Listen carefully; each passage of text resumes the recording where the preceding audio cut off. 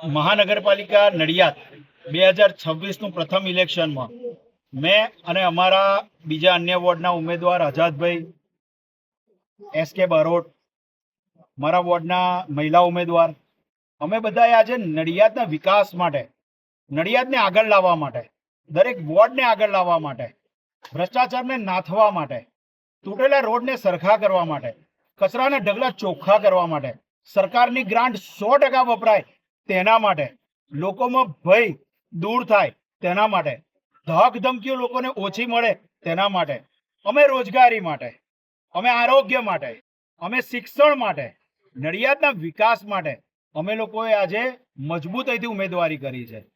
મેં નડિયાદમાં 52 વોર્ડમાં 13 વોર્ડમાં 52 ઉમેદવાર ઊભા રાખ્યા છે. બસ મારું એટલું કહેવું છે, જે રીતે દેશનો વિકાસ થઈ રહ્યો છે તેવો મારા નડિયાદનો વિકાસ નથી થઈ રહ્યો. 100 રૂપિયાની ગ્રાન્ટ આવે છે, 30 રૂપિયાનું કામ થાય છે. નાના કુમનાથ રોડ તમે જોઈ શકો છો. બાંકડા જમીનની અંદર લેવલ અંદર દાટી દીધું છે. ચારે બાજુ ખાડા છે. નડિયાદ મહાનગરપાલિકામાં કર્મચારીઓના PFના પ્રશ્ને મોટો ભ્રષ્ટાચાર છે. કોઈ અધિકારી કોઈ યોગ્ય સૂચના અને માર્ગદર્શન નહીં મળવાના કારણે પ્રેસ કરી શકતું નથી, યોગ્ય નિર્ણય કરી શકતું નથી. મોટા પાયે લોકોને લઘુત્તમ વેતન ચૂકવવામાં આવતું નથી. ફિલ્ટ્રેશન પ્લાન્ટનો પ્રશ્ન છે. વર્ષ 2007ની અંદર આ પ્લાન્ટનું ખાતમુહૂર્ત જ્યારે ત્યારે અત્યારે હાલના દેશના વડાપ્રધાન ને જે તે સમયના ગુજરાતના મુખ્યમંત્રી શ્રી અને ત્યારબાદ બીજા 2 મુખ્યમંત્રીશ્રીઓ દ્વારા કરવામાં આવ્યું હતું. ગ્રાન્ટ આવી કરોડો રૂપિયાની, પરંતુ ભ્રષ્ટાચાર શબ્દો નડિયાદના અધિકારીઓ અને નેતાઓને ગમતો નથી, એટલે ગોટાળો શબ્દ વાપરું છું. મોટા કરોડો રૂપિયાના ગોટાળાના કારણે આ ફિલ્ટ્રેશન પ્લાન્ટ નડિયાદના 50% વિસ્તારોમાં પહોંચ્યું નથી. લાઇટો નડિયાદની અંદર 50% જગ્યા ઉપર બંધ બોલે છે. અધિકારીઓ પોતાની બુદ્ધિનો ઉપયોગ નથી કરતા, કારણ કે તેમને જેટલું સૂચના અને માર્ગદર્શન મળે ને તેટલું જ કામ કરે છે. જો એ પોતાની એસી કેબિન છોડીને બહાર આવે તો નડિયાદનો વિકાસ થઈ શકે છે. નડિયાદ અને આણંદ બંને એક સાથે મહાનગરપાલિકા બની આજે આણંદ વિકાસની તરફ હરણફાળ ભરી રહ્યું છે, જ્યારે મારું નડિયાદ ભ્રષ્ટાચાર તરફ આગળ વધી રહ્યું છે, ખાડા નગરીમાં આગળ વધી રહ્યું છે.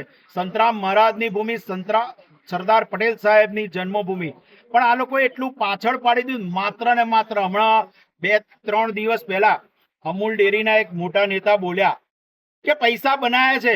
બહુ સાચું બોલ્યા, એમણે નથી બનાયા, બધા નેતાઓએ બનાયા છે. અત્યારે હાલનું રાજકારણ, અમે શિક્ષિત લોકો છે, નડિયાદમાં સારું કરવા આવ્યા છે.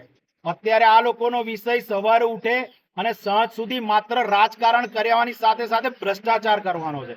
અમને એક મત, અમારું મોઢું જુઓ, અમે પ્રજાનો અવાજ બનીશું, રોડ રસ્તા સારા કરીશું. અમે જેટલી 3 દિવસ પહેલા પ્રેસ કરીને જે અમે મેનિફેસ્ટો બહાર પાડ્યો છે એનું પાલન કરવાની જવાબદારી અમારી છે. નડિયાદને આગળ લઈ જવાની જવાબદારી છે. હું વ્યવસાય વકીલ છું. વર્ષ 2006 થી શરૂઆત કરી હતી. આજે હું વિકાસના પંથે મારી મહેનતે જઈ રહ્યો છું. નડિયાદની ઘણી બધી સંસ્થાઓમાં અત્યારે સભ્ય તરીકે છું. કેમ કે કશુંક કરીએ છે, જ્યારે અત્યારના હાલ નડિયાદ વિકાસ તરફ આગળ નથી વધી રહ્યું. એક અમને તક જોઈએ છે, માત્ર એક તક, વિકાસ માટે તક જોઈએ છે. અમારી જોડે એકવાર વિશ્વાસ રાખો. હું નડિયાદની પ્રજાને હાથ જોડીને કહું છું, તમે ધાક ધમકીમાં ના આવશો. અમારી ઉપર અમારા સાચા પ્રશ્નને લઈ અને મહાનગરપાલિકામાં ખોટો હુમલો થયો છે. અમે ગુજરાત હાઈકોર્ટમાં તે માટેની ફરિયાદ પણ દાખલ કરી દીધી છે. તમામ પુરાવો પણ અમારી સાથે છે. ક્યારે હુમલો થયો કે જ્યારે ભ્રષ્ટાચાર ઉજાગર થયો. માટે અમારા દરેક ઉમેદવારને વિકાસ માટેની એક તકે મત આપવા આપ સૌને નમ્ર વિનંતી છે. હાર્દિકભાઈ, પાયાની સુવિધાઓની વાત થઈ, પરંતુ તમે જીતીને આવશો તો પહેલું કયું એવું કામ કરશો કે જે અત્યાર સુધીમાં નથી રહ્યું? જો અત્યાર સુધીમાં નડિયાદમાં રોજગારીનો પ્રશ્ન બહુ મોટો છે. નડિયાદના લોકો સવારે 5 વાગે ઉઠીને 6 વાગે ટ્રેનો પકડી અને ગામ બહાર જતા રહે છે. અત્યારે 50% સોસાયટીઓ ખાલી છે. છોકરું 10મા ધોરણ પછી નડિયાદમાં રહેવા તૈયાર નથી, બધું વિદેશ બાજુ. તો એનું કારણ શું? નથી ડેવલપમેન્ટ. રોડ રસ્તા સરખા કરીશું. જે આખા ગામમાં અત્યારે રખડતી ગાયોના પ્રશ્ન છે, મહાનગરપાલિકાના ભ્રષ્ટ વહીવટદારોના કારણે. અમે ગૌચર વાડા ઊભા કરાવડાવ્યું છે, સરકારી જમીનો પર કબજો છે એ દૂર કરાવડાવી એમને યોગ્ય જગ્યા અપાવડાવીશું. ગૌ પશુપાલકો જોડે ચર્ચા વિચારણા કરી તેમની સાથે રહી અને આ પ્રશ્ન ફરી ઉદ્ભવે નહીં તેના માટે અમે આગળ વધીશું. રોડ રસ્તાની સાથે સાથે સ્ટ્રીટ લાઇટના પ્રશ્નો છે, ગંદકીના પ્રશ્નો છે. તમે અત્યારે જોઈ રહ્યા છો નડિયાદના નેતાઓએ વિકાસના નામે દુકાનો તોડી નાખી. કેમ કે કાંસની અંદર પાણી નથી જતું. આખું ગામ જુએ છે કે એ કાંસ વરસાદી પાણીનો છે, એ કાંસમાં ગટરના પાણી છે. એ કોના પાપે? તમે 30 વર્ષથી શાસન કરો છો, 30 વર્ષથી, તો ગટરનું પાણી આવ્યું ક્યાંથી? માત્ર શાસનમાં તમે ભ્રષ્ટાચાર કર્યો, તમે વિકાસ તમારો કર્યો છે, મારા ગામનો વિકાસ નથી કર્યો. સરદાર પટેલ સાહેબને ત્યાં અત્યારે જે ભીતચિત્ર કરવામાં આવ્યા, આ 30 વર્ષમાં કેમ ના કરવામાં આવ્યા? 30 વર્ષ બાદ જ તમને અત્યારે આ કેમ કાંસ યાદ આવ્યો? બોમ્બે, બરોડા, અમદાવાદમાં પણ કાંસ છે, પણ એ વરસાદી પાણીના કાંસ છે, જ્યારે અહીં ગટરોના કાંસ છે. કરોડો રૂપિયા અત્યાર સુધીમાં નડિયાદ શહેર કોંગ્રેસ દ્વારા 85 આવેદનો આપવામાં આવ્યા છે, એમાંથી 83 આવેદનોના કામ થયા છે. જે કોઈ નેતા, ભાજપનું જે કોઈ નેતા, હું પક્ષપાત નથી કરતો, અત્યારે ભાજપના 85% નેતાનો સાથ સહકાર છે, એપ્રિશિએટ કરે છે કે ભાઈ તારાથી કામ થઈ રહ્યા છે. અધિકારીઓનો પણ હું આભાર માનું છું, પરંતુ 85 આવેદનોમાંથી 83 આવેદનો કામ મારા થયા છે.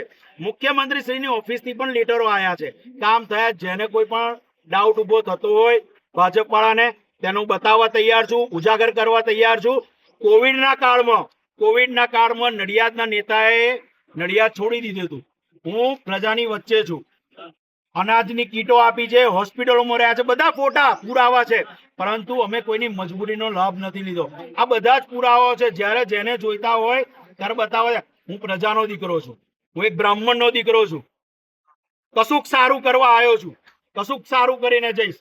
એક તક આપજો, એક વાર વિશ્વાસ રાખજો. જો કામ ના થાય ને તો ફરી ક્યારેય તમે અમને ના અપનાવજો. એક મત આપજો, અમારા દરેક ઉમેદવારને જીતાડજો. જય મહારાજ.